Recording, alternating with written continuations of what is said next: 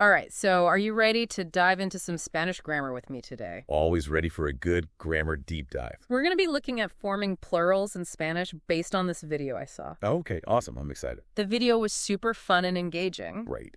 So I'm hoping we can make our deep dive just as interesting. Sounds good.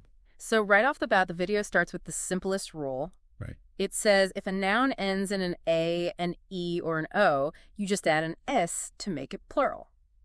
Okay, just like English. Yeah, exactly. That's easy. Super simple. Love it. So like if you have coach for a car, add an S, and you've got coaches meaning cars. Yeah, nice and easy to remember. Right. Perfect. But then, of course, it can't be that easy the whole time. Right. So what happens when a noun ends in a consonant or like an I or a U? Then you add S. Ah! Yeah, so instead of just S, you add S. So like camion for truck. It becomes camion. Okay, I see. I yeah, see. Yeah, So consonants, but also I and U endings get the S. you got it. Well, You're a natural. I'm starting to get this, but you know, one thing that always trips me up is words that already end in rays. Oh, yeah, those tricky ones. Like, how do you even make those plural? Well, you have to think about the context Okay, and the articles. right. Because a word like llueves for Thursday or paraguas for umbrella, Yeah. they actually stay the same in the plural form. Oh, they do? But to know if you're talking about one Thursday or multiple Thursdays, Okay. you look at the article. Ah. So it's el for singular and los for plural. So the word itself doesn't change. Nope. You just change the article. Exactly. Oh, that makes a lot more sense. Yeah. So el jueves would be this Thursday, Right. and then los jueves would be every Thursday. You got it. Okay. So subtle, but important. That's a good way to put it. Subtle but important. Right. So then, okay, we were just talking about ow and u endings, Uh-huh. and I feel like there's got to be exceptions here. Of course. Right. There are always exceptions. Spanish loves to keep us on our toes. Absolutely. It wouldn't be fun without them. So what are the exceptions here? Okay, so words like shampoo, esky, and menu, they actually don't follow that S's rule. Oh, they don't. No, they just take an S. Really? So shampoos, eskis, and menus. Oh, okay, so it seems kind of random then. Yeah, a little bit. Yeah. But that's language for you, right? I guess so. Always keeping us on our toes. All right, so what about the letter Y? Ah, yes, yeah. So the video mentioned that it can act like a consonant sometimes. That's right. So does that affect how we make plurals? It can't. So, for example, words like ray for king, Okay. lay for law, and buoy for ox Okay. all follow that is rule. They do. Yeah, so you get rays, lies, and boo. Okay, so you just add S. Yeah, in those cases. But I bet there's an exception. Always. Yeah. The word jersey. Okay. Instead of just adding the S, the ya Yeah. actually transforms into an I before the S. What? So we get jerseys just like in English. Oh, wow. So it changes. It does. It's a little strange. Well, it's a loan word from English. Oh, that makes sense. So it keeps that English pluralization. Fascinating how these little details can change everything. Exactly. You have to pay attention to those subtle differences. All right, so we need to talk about tildes, Ah, yes, the tilde. the little accent mark above the vowels. Right.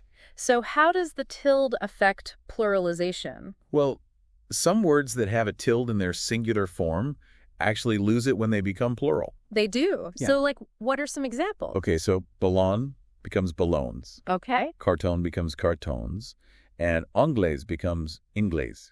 So the tilde just completely disappears. Exactly. Interesting. Why does that happen? It all comes down to shifts in syllable emphasis. Okay. When these words become plural, the stress moves, and as a result, the tilde disappears. Oh, that's interesting. So the pronunciation changes. It does. And so the tilde disappears because of the pronunciation change. Precisely. It's like a little linguistic dance. I like the linguistic dance. Okay, so now I'm thinking about what happens when you encounter nouns that are already inherently plural. Ah, yes. Those are fun. Even in the singular form, like Yeah. tijeras for scissors or gafas for glasses. Exactly. So are you telling me that there's no singular form of these words? Nope. They're always plural, even when you're referring to a single pair. So like you can't say one pant. You can't, it has to be pantalones. That's so interesting. It is, isn't it? It's one of the quirks of Spanish. Yeah, very interesting. And this leads us to another important concept, Okay, what's that? grammatical agreement. Ah, yes, very important. So tell me about that. So when you're using an inherently plural noun, every other element in the sentence needs to agree with it in number. So like an adjective or a verb would have to be plural too. Exactly. Okay. So, for example, if you're talking about your new binoculars, you would say, mis prismáticos son nuevos. Okay. And notice how everything is plural there. Yeah, you have mis van, Right. right? Then san from the verb ser, and then nuevos for new. Exactly. Everything has to match that plural noun. Wow, okay, that makes a lot of sense. Yeah, it's all about creating harmony within the sentence. So what happens if you want to refer to, like, a single pair of something? Ah, good question. Like shoes. Yeah, Because zapatos is inherently plural. it is. So what do you do then? Well, you can use the phrase un par de. Okay. So, for example, if you want to say one pair of shoes, you would say un par de zapatos. Oh, that makes sense. Yeah. So even though a pair technically contains two items, Right. using that phrase un par de makes it a singular concept grammatically. Exactly. It overrides that inherent plurality of the noun. Wow, this is so fascinating. I'm really starting to see Spanish in a whole new light here. It's amazing what you can learn from focusing on just one aspect of grammar. Yeah, absolutely. And we've only just scratched the surface. There's so much more to explore. But before we dive into even more plural adventures, I want to pause here for a moment and let you, our listeners, absorb all this amazing information. Take a deep breath. Try and think about how these rules work. Maybe even come up with your own examples. And get ready for part 2. Where we'll unpack even more fascinating nuances of Spanish plurals. It's going to be a wild ride. So stay tuned. So much to learn about plurals, right? It's really amazing. And, before we move on completely, are there any other, tricky situations with Spanish plurals you think our listeners should be aware of? Well, you might come across words that end in is os or us, Okay. and think they need some kind of plural magic. I could see that. But actually, words like virus is martes for Tuesday Uh-huh. and parachoques for bumper Okay. stay exactly the same in their plural form. So even though they already have an es, Yeah. they don't get any, additional a's or anything? So, not at all. That seems counterintuitive. It does. But remember what we learned about juevs. Yeah. The key is to look at the articles. Right. You change the article from el to los to indicate plurality. Ah, so context is everything. It really is. I remember that example from the video. Oh, yeah. El martes me vi de viaje. Which means, This Tuesday I'm going on a trip. right. But then if you say, los martes viajo a mi pueblo, every Tuesday I travel to my town. Exactly. Oh, so it's all about those little shifts in meaning. So subtle changes. So have you ever thought about this? What's that? Even the names of letters themselves have plural forms in Spanish. It's true. That's so interesting. Right. I never really thought about that before. Yeah, it's one of those things you don't really think about until someone points it out. So how would you say the plural of A, E, A, O, O? For the vowels, you just add E's. Oh, So it's 8 E's, E's, O's, and U's. Okay, so pretty straightforward. Yeah, follows the pattern we've seen. What about consonants? Most of them do too. So they just add A's. Yep, like B becomes Bez, Q becomes Q's, G becomes G's, and so on. Okay, so pretty consistent. Mostly. Is there an exception? There's always an exception. Of course there is. The letter yoy. Okay, what about ya? Its plural form is igrigas. Igrigas. What? Yep. It's a strange It one. really is like every rule has its own little exception. Exactly. Hidden in the shadows. And that's what keeps things interesting. That's true. I was thinking about those inherently plural nouns we discussed, like taijeras and gafas. Do you think there's a connection between the types of objects that are inherently plural across different languages? That's a great question. Is there some universal logic at play, or is it just cultural? It would be fascinating to research that, It would. to see if certain categories of objects tend to be inherently plural across multiple languages. Yeah. Like tools or body parts. Yeah, That exactly. would be a really interesting study. I'm already imagining a giant chart comparing these things. Oh, that would be amazing. We could do a whole deep dive just on that. Maybe we should. But for now, let's bring it back to Spanish. Okay. As we wrap up this part, I want to leave our listeners with something to think about. I'm listening. So we've explored how plural forms vary based on the ending of a noun, the tilde, even if a noun is inherently plural. Right.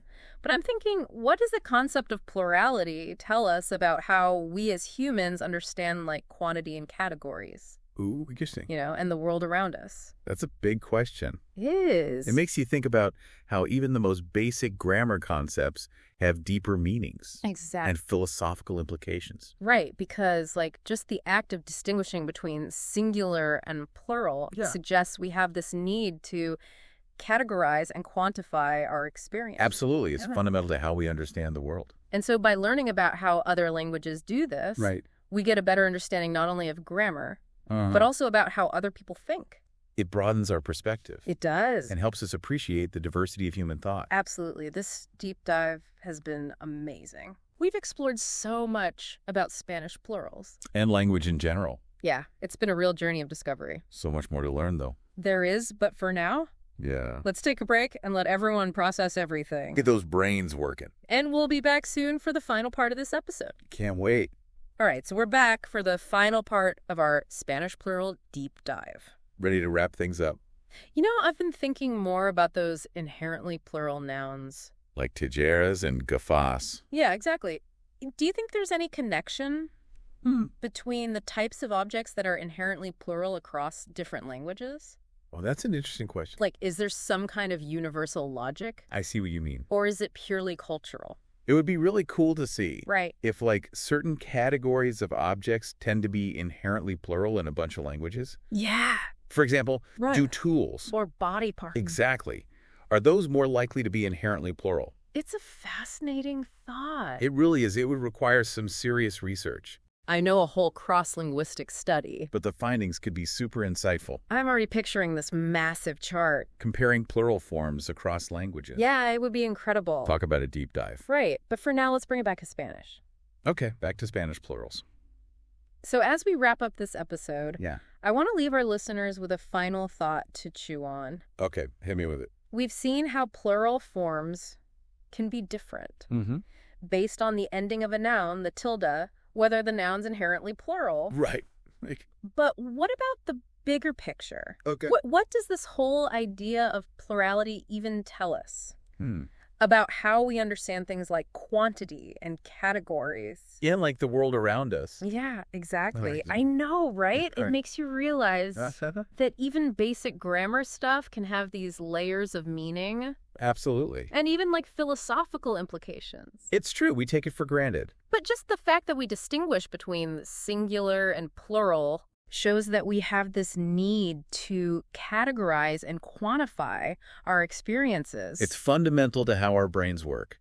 And by looking at how different languages handle plurality, you can learn so much about different ways of thinking. We get a glimpse into other cultures. And their worldview. It's pretty amazing when you think about it. It really is. Well, this has been an incredible journey. I've loved exploring all this with you. And we hope you've enjoyed it too. Absolutely. We encourage you to keep learning about language. And stay curious. Keep those minds sharp and those ears open. And keep diving deep into the world of language. Hasta pronto, everyone!